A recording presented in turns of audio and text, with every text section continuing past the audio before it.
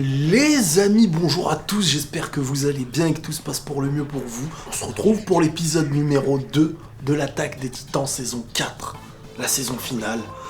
Et on n'est pas dans un épisode qui possède beaucoup d'action, mais on est dans un épisode où il va falloir retenir beaucoup de choses et se remémorer des choses. Parce que si t'es pas à jour, que le passé tu l'as pas très bien compris, le présent tu risques de t'y perdre, et j'imagine que dans le futur tu seras à la ramasse. Donc dans cette vidéo on va revenir sur plein de bonnes choses liées au passé, mais surtout prendre en compte beaucoup de choses qui ont été dites dans cet épisode, parce que on avance vers des trucs. J'ai l'impression qu'on est vraiment en train de mettre les petites pierres pour construire la maison de cette saison, et il y a des petites pierres qu'on n'a pas l'impression de remarquer qui existent. Donc déjà on commence l'épisode avec les commandants et tout ça là qui font le constat, un constat assez amer, j'ai envie de dire, sur la puissance Mar, qui devient visible aux yeux du monde, surtout après cette guerre qui a duré 4 ans contre le Moyen-Orient, la péninsule et tout ça. On a Mar qui en ont marre.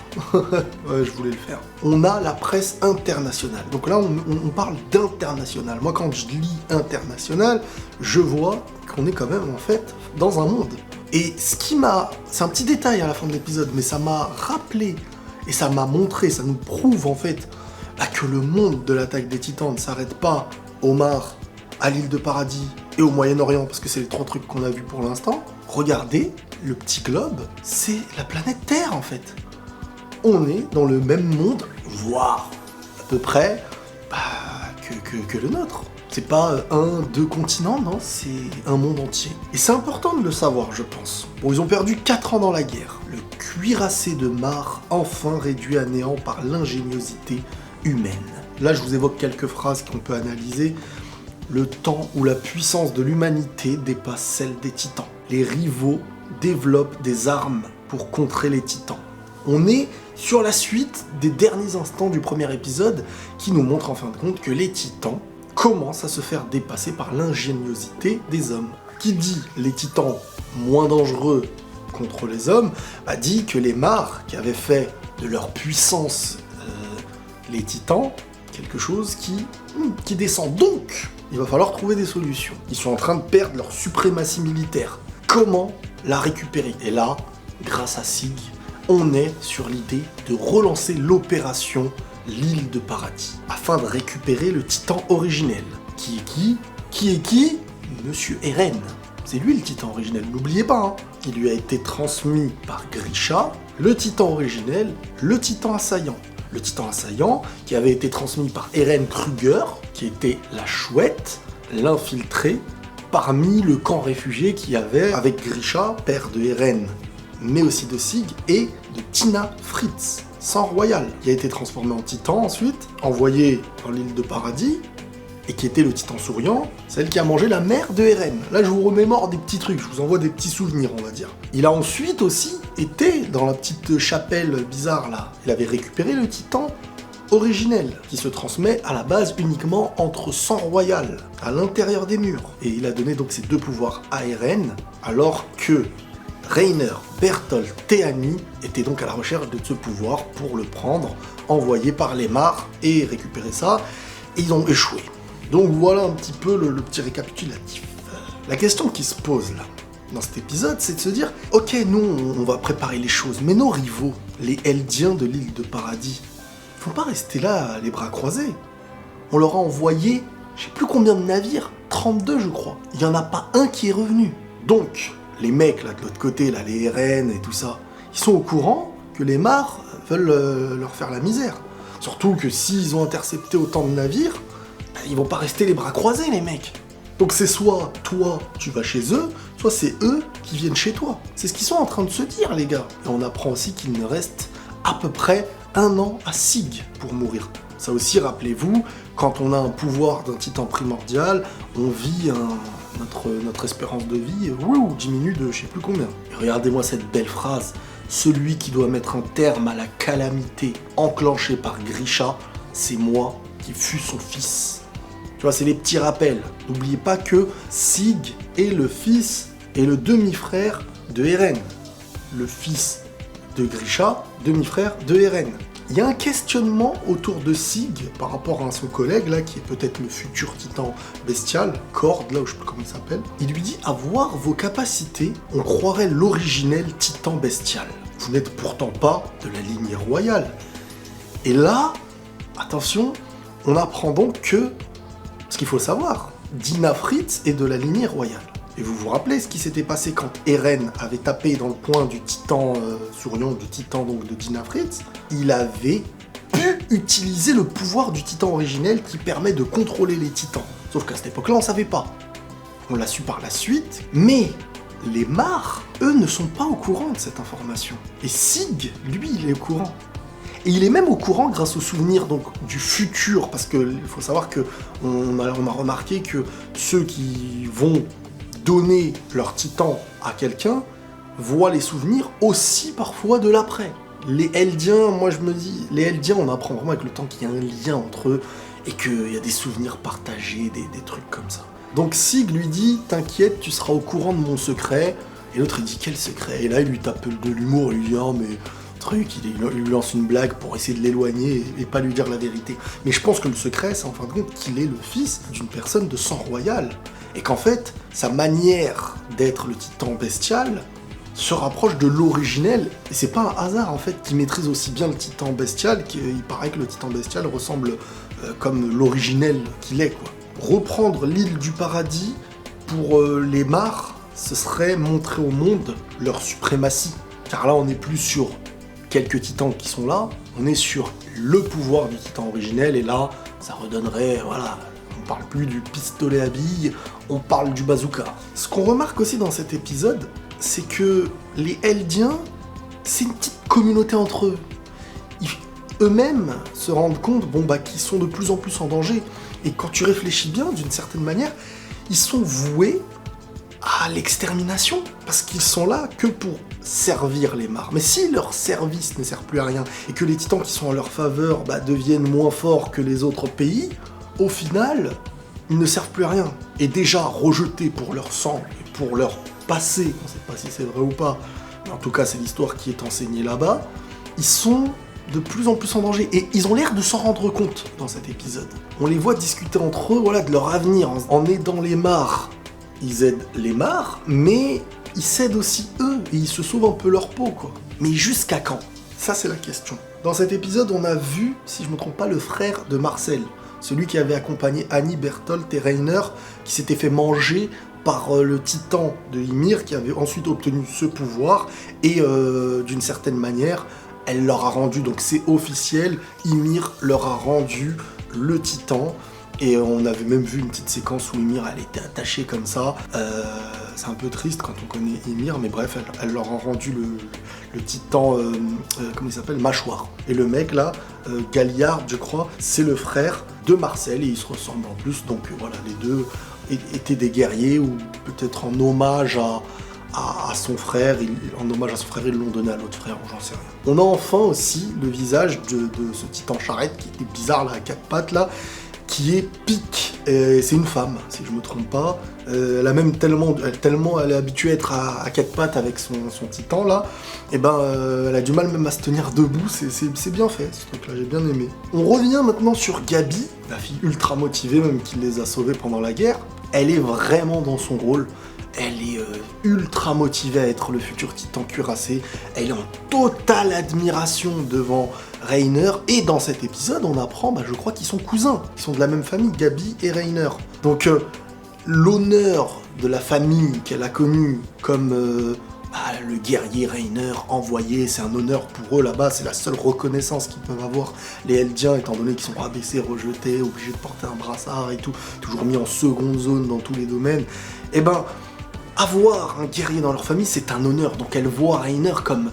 Et peut-être que cette volonté de lui succéder, elle vient aussi de ça, de l'honneur qu'elle a vu depuis petite jusqu'à maintenant dans leur famille. C'est un moyen de, comme nous aujourd'hui, je sais pas, quelqu'un qui est d'une famille pauvre, imaginons, se dit, voilà, j'ai un grand-père qui était footballeur, il a rendu ma famille fière, à mon tour de...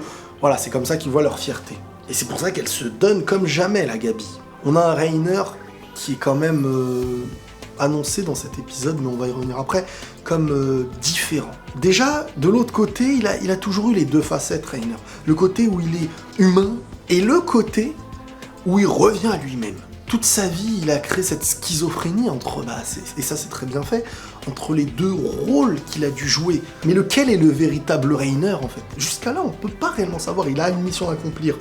Mais d'une certaine manière, il est en otage avec cette mission, parce qu'il a une famille, donc il était obligé, tout autant qu'il avait l'air d'avoir pris goût à l'humanité qu'il partageait avec les autres aussi. À un moment donné, lorsqu'ils sont dans le train, on a les Eldiens qui étaient tous dans un wagon, c'est du bétail quoi, clairement, et t'as le commandant, un ami du commandant, ou je sais pas qui a dit « Bon, je vais les faire taire parce qu'ils étaient en train de faire un genre de fête à l'honneur de Gabi derrière. » Et t'as le commandant qui a eu un peu de compassion. Tu te dis « Bizarre, on ne voyait jamais ça. » Limite, il a dit « Laisse-les aller, on va fermer les yeux pour cette fois. » Donc, lui, il a l'air d'avoir un peu du cœur, il a l'air de... soit s'être attaché à eux, soit... Mais on est loin du mec un peu gros, là, dans la guerre, qui n'avait aucune pitié. Plus je vois Falco et Reiner, plus je me dis, on dirait que c'est Falco, le mec de la famille de Reiner. Ça ressemble grave. Je sais pas si c'est volontaire ou pas. Et on a Gabi qui... C'est marrant, tu vois, on te met les trois. Si on te met Reiner, Gabi et Falco, tu me dis des deux petits qui fait partie de la famille à Reiner. Forcément, tu te diriges vers le Falco. Eh ben non, c'est Gabi. Mais là, on a une discussion très très intéressante. Et là, en fait, à partir de là, regardez un petit peu de quelle manière se comportent et les propos de Reiner. Déjà, on a un Reiner qui dit à Falco, c'est donc elle, là, c'est sûr que ça va être elle, le futur titan cuirassé et tout. Et t'as Falco qui répond, donc limite, elle va vivre que jusqu'à 27 ans, si elle ne meurt pas avant par les canons, ceci, cela. Et là, t'as Reiner, alors j'ai comme l'impression qu'il surjoue, d'un coup après il change de réaction, mais ce qui me donnait cette impression, c'est quand tu vois l'addition de ce qui s'ajoute à l'épisode par rapport à lui, à sa manière d'être, vous pourrez re-regarder, vous verrez, et là t'as Reiner qui le regarde, il lui dit « Tu sais ce que t'es en train de faire là? Si je venais à dire les propos que t'as dit au commandant, on t'enverrait toi et ta famille piqués, envoyés sur l'île de Paradis en mode... Bon, après, moi, au début, je me suis dit, bon, on va les envoyer comment? T'as 32 navires, ils sont pas revenus, ils se sont fait tartiner la tronche par peut-être Eren et Armin. Armin, n'oubliez pas que c'est le titan colossal, maintenant. Parce qu'il est dit dans l'épisode qu'il faut au minimum 2 titans pour vaincre tous les navires. Donc, Armin a dû faire des siennes, il a dû écraser des navires, ou je sais pas ce qu'il a fait, mais... Et donc, je vous ai dit, Reiner... qui parle à Falco en mode t'as pas honte de ce que tu dis, c'est limite être une fierté et tout. Et là t'as Falco qui dit non mais c'est une fierté pour nous de servir truc, ceci, cela et tout. Et là après t'as Reiner qui lui dit un truc du style limite deviens toi le titan cuirassé. D'une manière à lui dire, je crois même qu'il l'a dit, préserve Gabi et deviens toi le titan cuirassé. Et le Falco, soit il aime Gabi, soit il veut juste la préserver parce que c'est son ami, mais là en fait il a surboosté Falco à vouloir donc devancer Gabi à devenir le titan cuirassé, le futur titan cuirassé, et en apprenant dans l'épisode que Gabi fait partie de la famille à Reiner, je me dis que Reiner là il est en train de faire un délire à vouloir vraiment protéger Gabi. Il la voit peut-être pas, lui qui a vécu le titan cuirassé, la mission de guerrier, il sait ce que ça engendre. Et il sait ce que ça fait payer à la famille peut-être derrière, et il la voit comme ça, motivée et tout, il se dit... Donc peut-être que déjà cette manière-là, c'est une psychologie inversée de sa part sur Falco, j'ai l'impression. Surtout qu'après, on a Falco qui dit « Et s'il partageait ma vision ?» Et s'il cherchait à libérer les Eldiens de la guerre? Comment ça? Là, quand j'ai lu ça, je me suis dit, ah ouais, libérer les Eldiens de la guerre. Donc ça veut dire quoi? Comment on interprète cette phrase? Arrêter les guerres? Faire une rébellion contre les Mars? C'est quoi? Ensuite, on a les familles qui se retrouvent. Et ça, c'est vraiment beau. C'est vraiment beau, ça nous montre tellement de choses. Quand on les voit revenir de la guerre, nous, on a l'aspect de la guerre. Mais on avait la vision, pendant 3 saisons, de l'île de Paradis. Donc on voit aussi de leur côté, avec leur famille. C'est eux les gentils. C'est sur eux qu'on a une vision. On se reconnaît chez eux. Et quand on voit Reiner, Bertholdt, ça devient les pires ennemis. Tu disais, t'es avec eux pendant tant d'années. Ils ont tourné leur veste, ils ont tué, On se dit, purée, mais c'est des pires traîtres. Et là, d'un coup, tu te retrouves de l'autre côté avec Reiner, sa famille. Et ça, en fait, ça nous montre toujours les deux côtés d'une guerre, d'une histoire, d'une dispute. De tous les domaines possibles, on a 2 versions. On peut presque jamais connaître réellement l'autre version. Parce que si tu as la version de quelqu'un, la manière dont il est touché, pourquoi il agit comme ça, l'influence qu'on a sur lui, le chantage affectif ou familial qu'il peut y avoir derrière, tu le comprends à 1000%. Quant à l'autre version, tu la comprends à 1000%. Et c'est pour ça que c'est magnifique d'avoir commencé cette saison comme ça, chez les Mars, pour s'adapter à leur vie et comprendre et que si un jour il y a cette confrontation, toi-même, tu pourras même plus... Tu fais face à une confrontation de 2 vies que tu connais et que c'est différent d'avant ou des autres mangas ou des autres histoires quand toi t'es obligé d'être pour le gentil qu'on estime nous gentil parce qu'on a que cette vision et le méchant qui apparaît qui a l'air méchant. Et c'est ça le truc de fou en fait.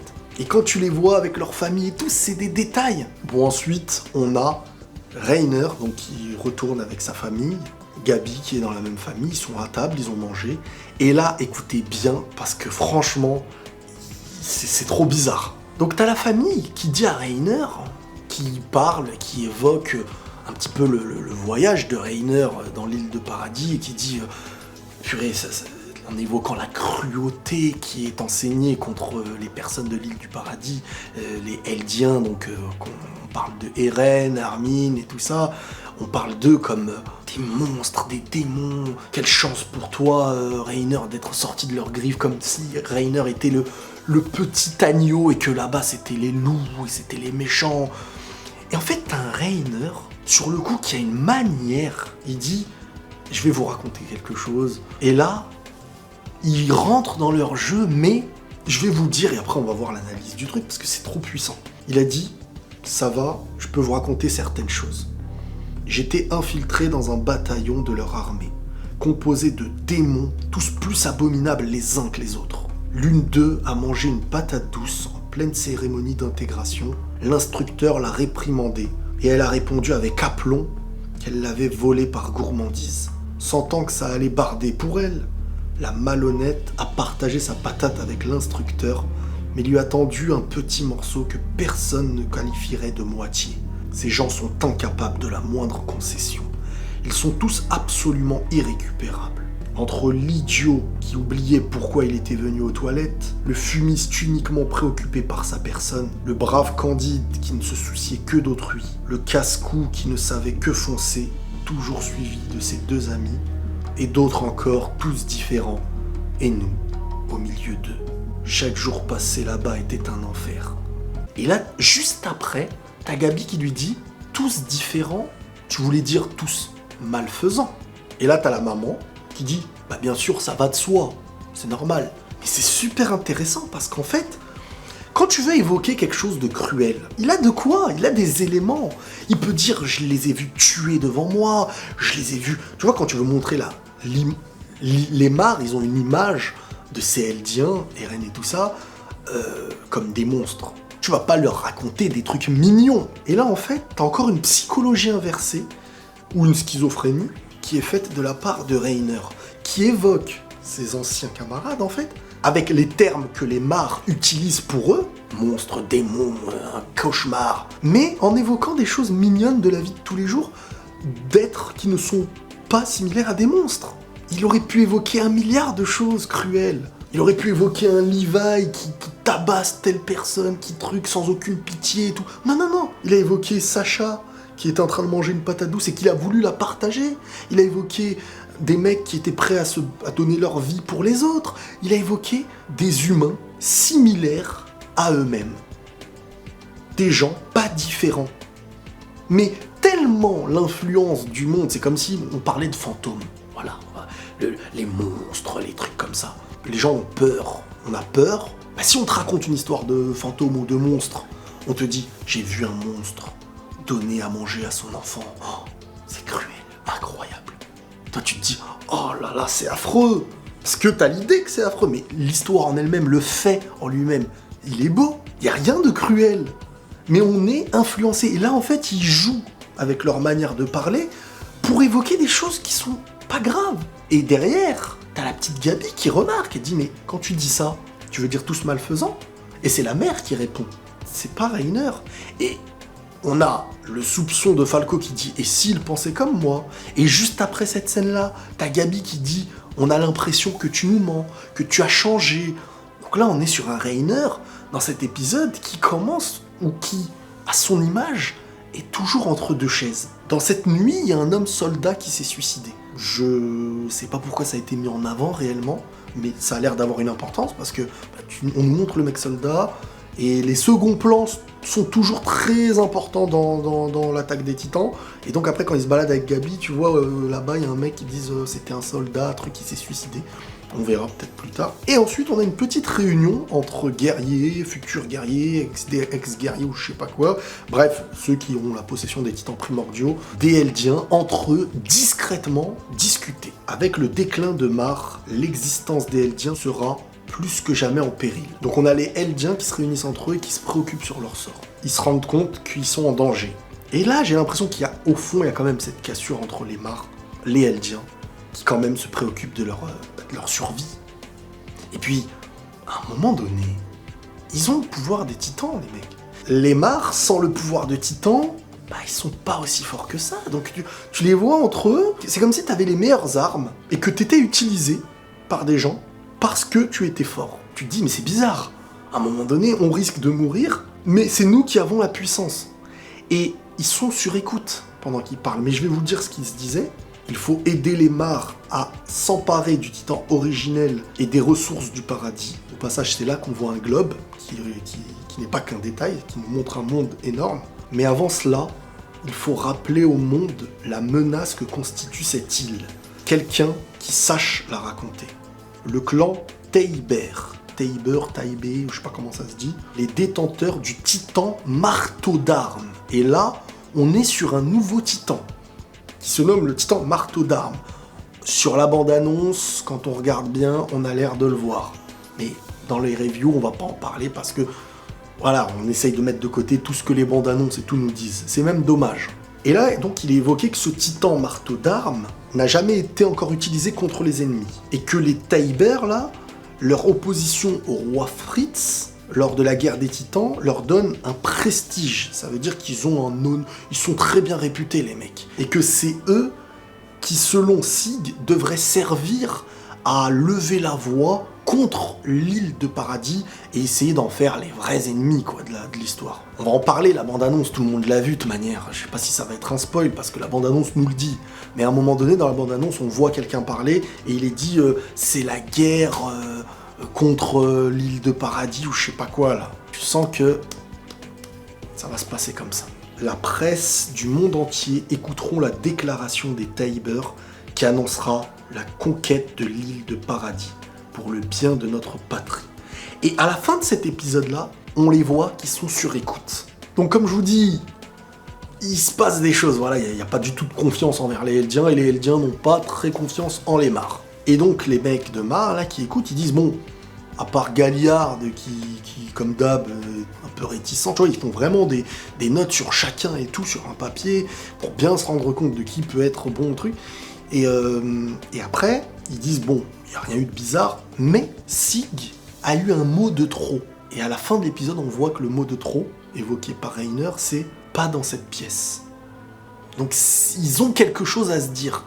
Il y a un truc qui est en train de se préparer, et ça a l'air très intéressant. Donc il y avait beaucoup de choses à savoir, mais les Mar et les Eldiens, il peut y avoir cette petite cassure. Et si elle a lieu, les mares, ils sont foutus. Mais dans tout ça, moi, ce que je me demande, c'est les Eren, Armin, Mikasa et tout, qu'est-ce qu'ils font? Parce que là, ils sont à deux doigts de se refaire attaquer par les copains, là.